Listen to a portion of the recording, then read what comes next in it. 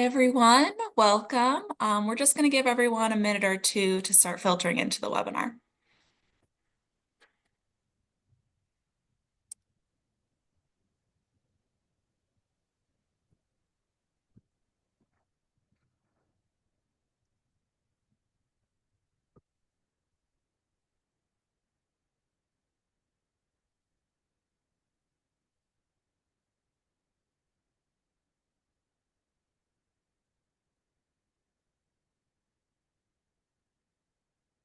The numbers are climbing, so let's go ahead and get started here. Today we have Leah Taniguchi and Liam Ryan to present on this webinar today. So before I pass the baton over to them, I quickly wanted to go over some housekeeping items. So if you mind just going to the next slide, Leah, thank you. Today's session will be recorded and shared after in an email to you guys tomorrow. Everyone will be on mute for the duration of the session, but please feel free to ask your questions in the dedicated panel, and we'll try to get to as many as possible at the end of the session. And if we don't get to your question, we'll definitely follow up with you directly after the session. So with that, I will pass the baton over to Leah. Great. Hello, everyone. I'm really excited to talk to you today about this year's GRID Industry Trends Survey. I'm really personally excited about a lot of the results and happy to be sharing them with you. Just wanted to give you a little bit of context about the survey itself. This year, we were lucky to be able to get responses from over 1,500 recruitment agencies around the world with a pretty good balance between our various regions, verticals, and staffing types. So we feel pretty strongly that this is a representative sample and is very reflective of the actual trends we're seeing in the recruitment industry. Just so we can do a little bit of level setting, we are going to be looking at ways that firms were thinking about improving financial performance, especially in this down economy. I don't think it's a surprise to anyone that this was another rough year in the staffing industry. And we wanted to share a little bit of insight on the ways that firms are thinking about weathering that downturn. There's a huge focus on capturing market share as a way to position themselves so that they can actually do even better and be in a really good spot when some sort of eventual economic recovery comes. But more and more, we are actually hearing that no one is really anticipating a full return to pre-pandemic levels of job volumes. We're all kind of thinking about a new normal that's sort of above where we are now, but a little bit below where we were going into the COVID pandemic. And so people are looking at ways to really think about capturing market share, capturing share of wallet, and also really driving productivity and efficiency through technology to make sure that they can sort of do more with less and be set up for where we think we're headed in the future. In spite of the difficult year, there is still an overwhelming sentiment of optimism going into 2025. The vast majority of firms believe that they're going to see revenue increases. So, around 70% feel that they're going to see revenue increases in 2025. Some of this is obviously compared to the lower baseline of 2024, but it does give us a sense that there is growing optimism that 2025 is going to be when we really start to see the uptick that we've all been waiting for. One of the things that we tried to do in this study was to look at those firms who were already seeing revenue gains in spite of the challenging economic circumstances, and then to try and figure out what were they doing differently. About 40% of firms saw revenue growth in 2024, and a quarter of them actually saw revenue growth of more than 10%. So what we've tried to do is figure out what did they have in common? What were they telling us that they were doing differently? And what we found is that across the board, they've been upgrading automation throughout their entire workflow. And a lot of that is really to set the stage for deploying AI throughout their whole business, but they're actually really leaning into AI already. These are early adopters who are not waiting on the sidelines. They're really thinking about the ways that they can be making the most of AI today. They're also continuing in this talent shortage environment we have to focus on delighting talent in the ways that they care most about, and that is faster jobs and the right jobs quickly. The last thing we found, which I think is an interesting commonality, is that all of the highest performing firms were really focused on diversifying into higher margin business lines. They are looking at moving up the margin pyramid, but also looking at providing more end-to-end solutions, more across the board solutions that include project management and consulting, ways that really are embedding them as partners within their clients' businesses rather than, vendors or one-off solution providers. So what I'd like to do is sort of dig into some of the specific findings for each of these insights that we have. The first that we're going to look at is looking at recruiter efficiency through automation. I want to set the stage a little bit by saying that what we found this year is that digital transformation has sort of stalled. We actually have fewer firms saying that they're in the advanced stages of digital automation compared to what we saw last year. I personally believe that some of this is because the goalposts have been moved with the advent of AI. What counts as advanced stages of digital automation, I think really feels different to some of our customers. I also think that there is a pervasive sense that candidate and client expectations have really been ratcheted up. So what used to feel advanced isn't as advanced anymore. Another thing that I think is behind these numbers is that a lot of firms have kind of gone as far as they can with investments in individual point solutions. What they really need now is to put everything on an end-to-end platform that's going to let them ramp up on AI, pull the levers they want everywhere in the recruitment cycle in exactly the way that they want, and then really be focused on adoption and optimal utilization of AI and automation. So I think that's what's really behind these numbers. Although I'd love to hear what you all think as well. One thing we did find was that across the board, top performing firms were more likely to be leaning into automation. They are seeing the benefits already across, new business development efforts, screening, search and match. Everywhere that people are taking advantage of automation, they are seeing revenue benefits. And firms that were focused on improving recruiter efficiency through technology, who said they were actually twice as likely to have grown revenue this year. So that's a pretty compelling case for automation, I would say. We also found that automation improves operational metrics. So this isn't just about making money, it's yielding benefits in terms of recruiter productivity and candidate experience. One thing to note, though, is that in spite of this, only about 56% of firms say that they've automated search and match, and that's the highest use case for it. Sales and middle office functions are actually even less likely to be automated. So my big takeaway from this is that automation has huge benefits financially and operationally, but there's still a lot of low-hanging fruit that can be harvested when it comes to this. And our experience at Bullhorn shows that when you automate across the recruitment lifecycle, the power of the platform really multiplies the impact that, the whole really is more than the sum of its parts. The second insight that I alluded to is the fact that we're already seeing these high-performing firms really leaning into AI, even as a lot of people are sitting on the sidelines and saying, "Oh, we know it's going to be a game changer, but we're not quite sure how we want to implement it within our own businesses." I think one thing that really is kind of telling is that we asked a lot of questions around where recruiters are spending their time. And we found that they report on average 14.6 hours per week are being spent just looking for the right candidates. And as you all know, this is a crucial first step in the recruitment process. It's time consuming. And this is in a world where candidates and clients are expecting everything to move at warp speed. We know from our talent report this year that 80% of candidates expect to be placed in less than 20 days. It's even more than that in light industrial and some other areas. And more than 2/3 of candidates are actually turning to job boards, partly because they say they hope it's going to speed up their job search. So we know that anything that we can do to supercharge and speed up the search and match piece of this is going to be a game changer for recruiters.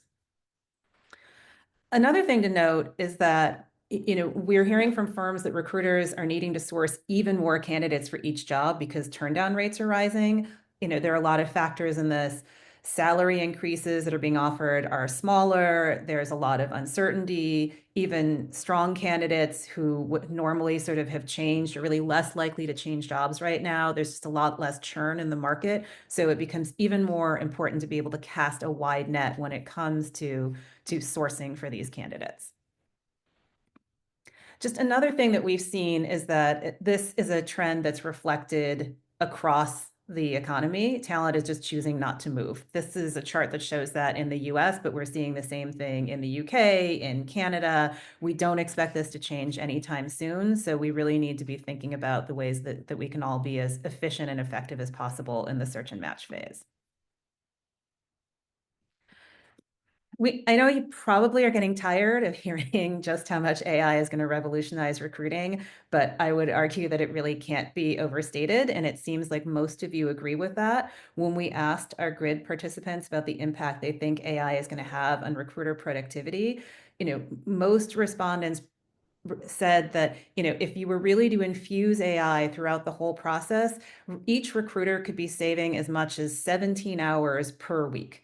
And at Bullhorn, I'm going to be honest, we actually think that could be even more. It's 4.5 hours on search and match alone, but we actually think that would be potentially even more, especially as you iterate with and learn along with your AI partner. And just to put this in context, 17 hours, that's the equivalent of 43% of a 40-hour work week. Like imagine scaling up your capacity to that degree without adding any headcount at all. And think of what you could be doing with that time in terms of business development, client relationships, developing new solutions and business lines, casting a wider net for candidates, establishing new talents to go out, new channels to go out and discover talent. There's really so much opportunity that I think can be taken advantage of if we really see these benefits of AI come to fruition. So one thing that we also wanted to get at was why exactly it is that people aren't yet completely leaning into AI, especially the ones who are not in sort of the top revenue category. What we found is that the biggest obstacle to AI adoption really is data quality issues. In order for AI to work, data needs to be great and it needs to be unsiloed. Without that, you can't fully leverage the potential of AI. You can't train it on it effectively. And, we definitely see this in other areas of the grid survey. All the firms who said they could rely on their databases were actually twice as likely to have seen revenue growth last year. Like we know that data is the foundation on which everything is built. So we believe that it's really important to have industry specific AI prompts to keep your comparative advantage, to make sure your AI reflects everything that's unique and special about you, but to make sure that the data is really in a place where you can fully take advantage of all of the tools that are coming your way. The next thing that we found that these high performing firms are really doing differently is they are delighting their talent, but they're doing it across the entire life cycle. There isn't sort of any one phase of their connection with candidates that matters more than the others. This year's grid report shows clearly that automation and AI across the spectrum correlate with lower placement times, well within the 20-day mark that we know 80% of candidates expect. I think we know that candidate expectations are probably only going to grow as AI becomes more prevalent in the rest of their lives.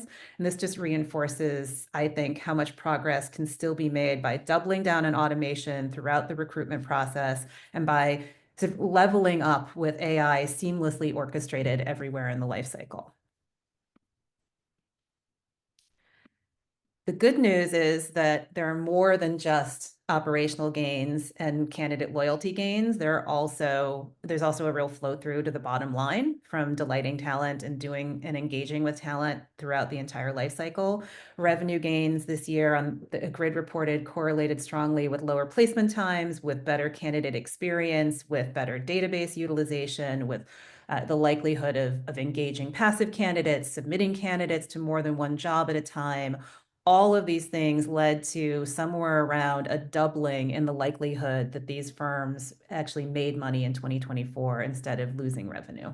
So I think this is one of those things where we can definitely say that automation and AI are proving to be a win-win-win for recruitment firms, for candidates, and for clients.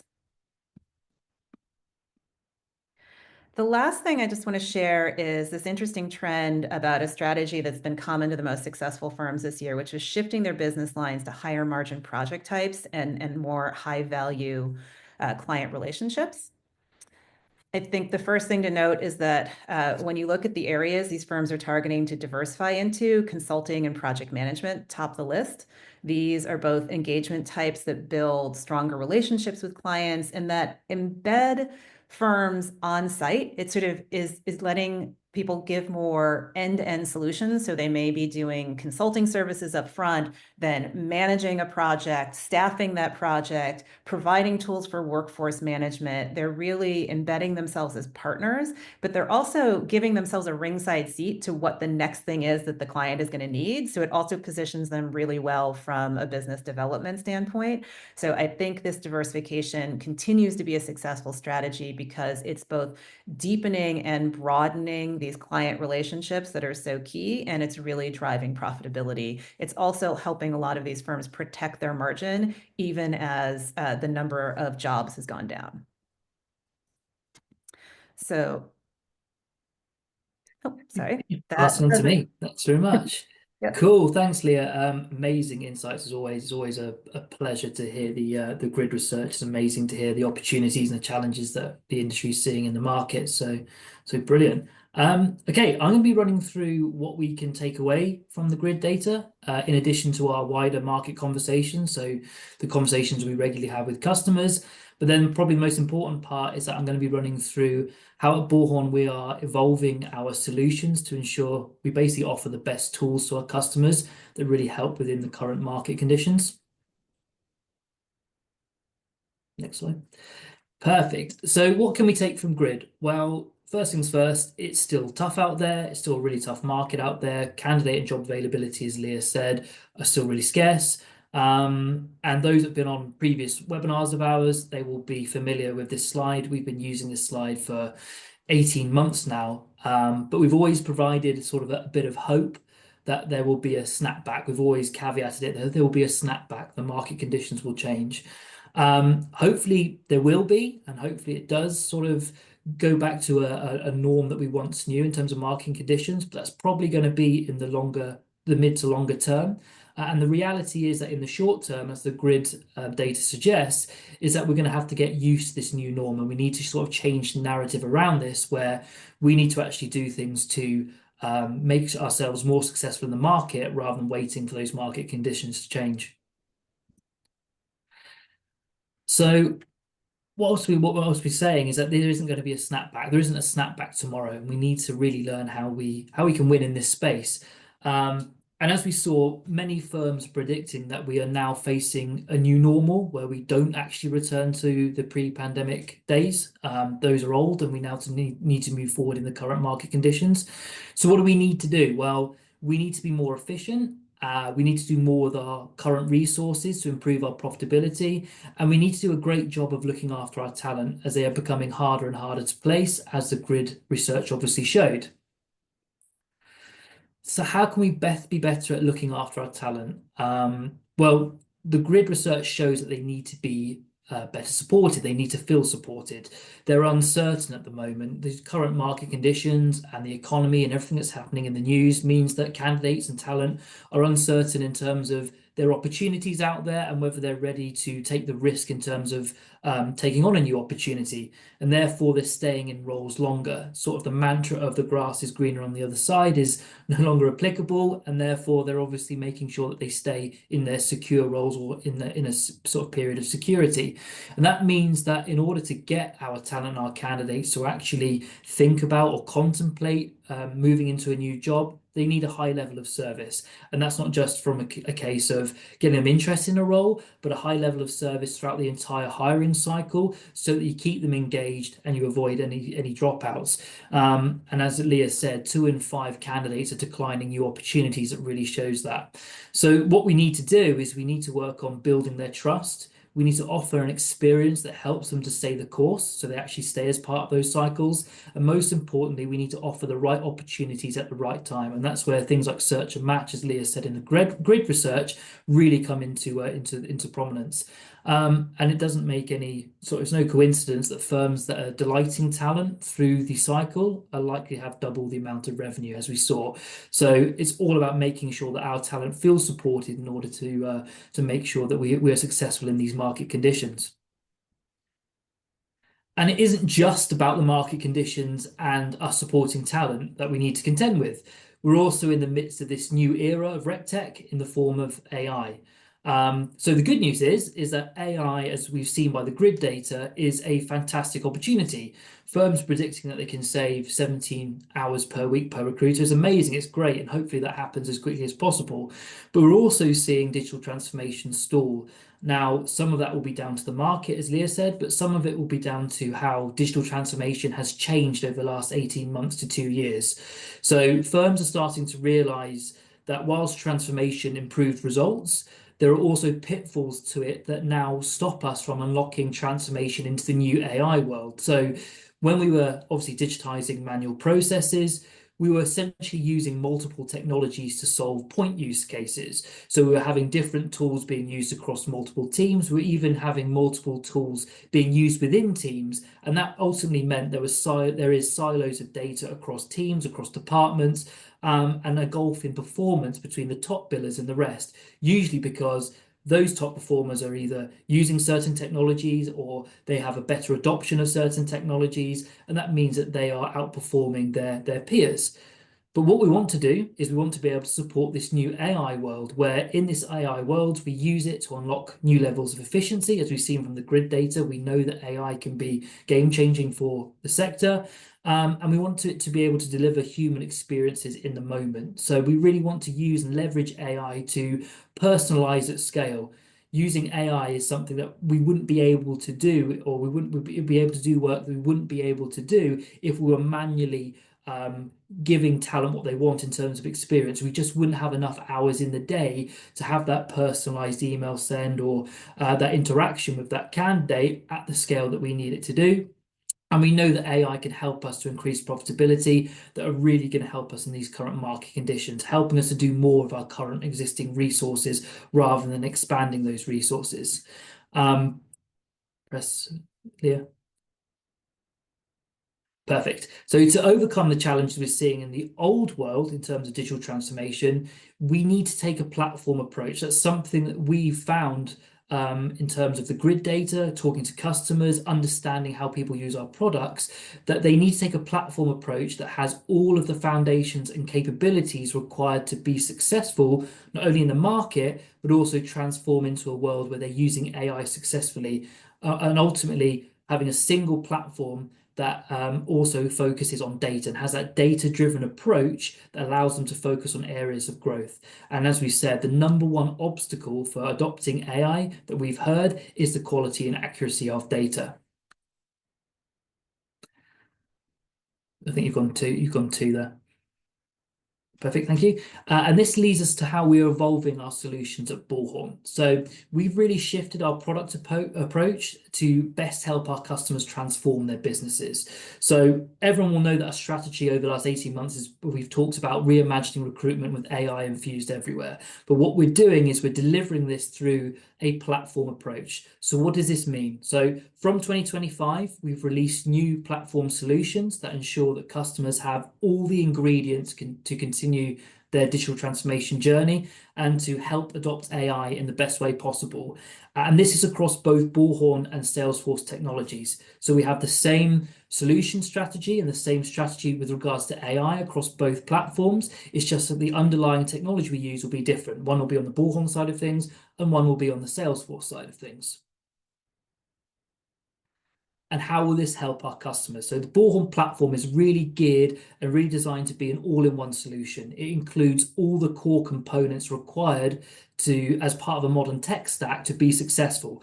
Things like automation, things like having that data-driven approach that Leah spoke about, that's really important in terms of separating those that are successful in the market and those that aren't. So imagine a world where all of your recruiters are operating on a single source of truth, and that's across multiple departments from sales, recruiting, and operations, all working from a single solution that removes that siloed data because you're all working from the same platform. And it also saves on repeat work. Everybody knows where everything is in terms of the cycle and where things are at because you're using that one solution.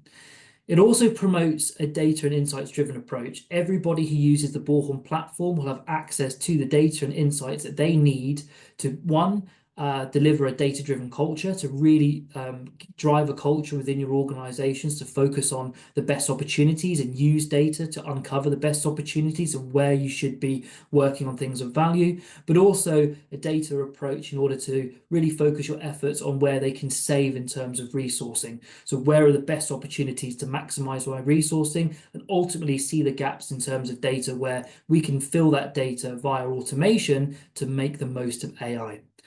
Everyone on the Bullhorn platform will have a flavor of automation. So they'll be able to automate busy work with AI and automation, driving efficiencies, removing those mundane tasks that we all know about that recruiters hate but never do. And it really does help ensure that data health as well. Automation gives you that base layer of making sure that all of your records are released up to date in terms of continuously reaching out to candidates to update the record, but also to really drive that engagement and deliver that consistent candidate and talent experience. Again, automating that engagement. And we see that as essential to making sure that talent feels supported as part of your everyday operations. So these are things that are part of the Bullhorn platform that just come as standard. And then finally, we're obviously moving into an AI world where the Bullhorn platform will include AI capabilities that help you to deliver human experiences at scale and at the right time. So think about automated, tailored messages. Having an automation platform that doesn't just send generic messages out there, they're personalized using AI to that individual. Write the perfect pitch. We know that talent at the moment are hesitant. Use AI to help your recruiters to build that perfect pitch to them for a role. Pitch the best that job in the best light for that candidate to say, "Yep, I want to take a look at that." We can use AI across the Bullhorn platform to really help you guys become more productive. So, in a nutshell, in essence, what the Bullhorn platform looks to achieve is your people, talent, and clients all on one platform, infused throughout with automation and AI. And we've seen from the grid data that those that do use automation at scale, that use data to drive their businesses, that are starting to look at AI, are really the top performers and the ones that are outpacing the market. And we also see this in terms of our customer data. So what we have here is customer data where the grey boxes are those just using ATS CRM. The green are the ones that have dabbled with automation and using data approaches through analytics. And the blue are the ones who are heavy users that have been using automation, data, and some elements of AI for a number of years now. And as you can see, the difference in performance is huge. So 47% higher redeployment rate for those that are really heavy users of automation and analytics. 19% for those that have only just started. There's huge gains to be made and to be won when we take a platform approach and we build out all our capabilities as part of a single non-siloed solution. Database utilization really paramount in terms of making sure that our databases are ready for AI and can be used to leverage AI in the best way possible. And we know time to fill, as Leah mentioned, is a huge part of what talent expect. They want to be placed within 20 days. These metrics show you that being able to use more capabilities across the Bullhorn platform enable you to do that and drive those great results. So what we've brought to market are updated Bullhorn platforms. That means that every single Bullhorn customer has these layer of capabilities as a standard, and they then have the option to choose how much of each of those capabilities they decide to use. So we're really excited about it. Everything is ready to go. We've launched these already. Please speak to your account managers if you want to find out more about it, if you're an existing customer, or if you're not an existing customer, please reach out to us. More than happy to talk about it. But yeah, this is a really exciting time for everybody, as the grid research shows, and for Bullhorn. So thanks everyone for listening. Thanks again to Leah for the amazing grid insights, amazing amount of work that you do and really beneficial to everyone, not just at Bullhorn, but externally. We're now happy to answer any questions that anyone might have. Yes, everyone, please put your questions in the Q&A panel if you have any, and we'll take the next few minutes to answer those. I did get a few questions on if this recording will be shared afterwards. Yes, you will get an email tomorrow with this recording and then a copy of the grid report as well. One question, Liam, is does the Bullhorn AI features that you mentioned work in other languages? They do, yes. So the AI assistant works across the general Bullhorn ATS languages, but then you've also got the ability to build custom prompts where you can automatically translate that to any language that you wish. Okay, great. And then what are the steps for implementation? Again, reach out to your account manager, but if you're an existing customer, all you would need to do is implement any of the capabilities that you're not already using. So it's not a case of re-implementing all of Bullhorn. And for new customers, obviously, implementation is as you would expect in terms of really understanding your needs and your requirements across automation, across your reporting needs, across how you're going to be using AI, and then obviously building out a statement of work around that. Great, thank you. One question, I think this one's for you, Leah. How many people were surveyed to get the data that was presented, and how many were in the United States? So there were 1,500 plus about, I think it was 1,507, but don't quote me on that exact number. And it's about 3/4 in North America, and the rest are in the rest of the world. Next question is, how is the Bullhorn platform applicable to super temporary / gig work and assignments? Well, absolutely, AI can be used to that in terms of things like screening, for example. If you're going to have a high volume amount of applicants in a short space of time, then screening is a very good use of that. Being able to use things like the AI assistant to quickly build out job descriptions, be able to really understand how we can screen people quickly, because a lot of these jobs you have 3 or 4 knockout questions. Those are the types of things that AI can really help on that front as well. Nice. We're getting a few questions about resources or lists that we have that talk through our AI features. I will send in the email tomorrow that has this recording a link to an AI infographic that we have, as well as our new AI agents webpage, and that will answer a lot of those questions on different resources that Bullhorn has. Yeah, There was and also a if you're an question. existing customer, reach out to your AM because there's lots of materials that they have as well in terms of what the platform includes and what AI features that we have. Yes, definitely. Um, One other question, what existing Bullhorn features do you recommend before implementing AI? Absolutely look at automation. That's a bedrock in terms of promoting data health and being able to speed up yourselves in terms of productivity. It's easy wins, it's low-hanging fruit in terms of, just sending out for talent experience purposes, just sending out an interview reminder as a text, that type of thing. And then on the reporting side of things, just getting an understanding of what you can report on within analytics. And then obviously how you can use that reporting to drive your automations and what processes you automate.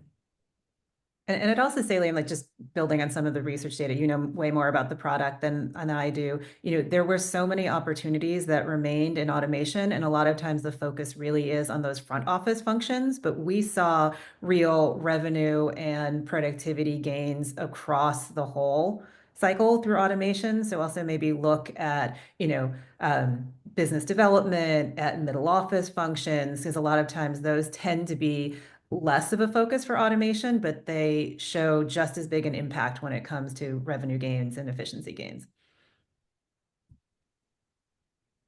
Another question we had was, do you have a feature that can parse the address / personal information present on resumes or other submitted documents to populate the respective fields in Bullhorn?